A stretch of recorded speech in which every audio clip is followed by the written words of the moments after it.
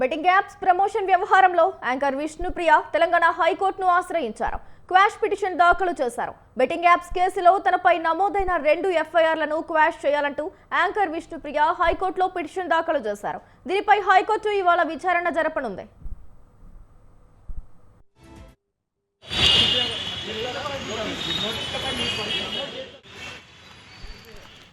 Betting app case కొత్త మలుపు తీసుకుంది. నిషేధిత బెట్టింగ్ జూదం యాప్లకు ప్రచారం చేసినందుకు సినీ నటులు రానా, విజయ్ దేవరకొండ, ప్రకాష్ రాజ్ సహా 25 మంది నటులు, ఇన్ఫ్లుయెన్సర్ల మీద నమోదైన కేసులో ట్విస్ట్ చోటు చేసుకుంది.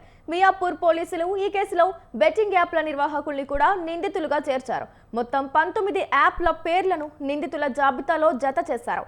junglyrummy.com, A23, YOLO247.com, Fair Play, G-Twin, VL Book, Taj 77, VVB Buck తదితర యాప్ల పేర్లను చేర్చారు.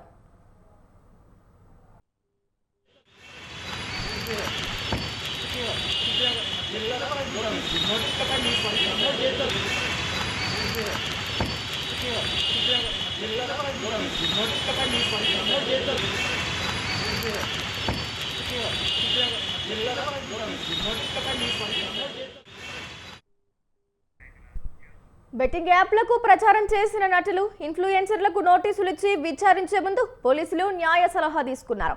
బెట్టింగ్ పై తెలంగాణలో నిషేధం ఉన్నప్పటికీ నిర్వాహకులు వేరువేరు పేర్లతో బెట్టింగ్ యాప్లను విస్తృతంగా అందుబాటులోకి తీసుకొస్తున్నారు.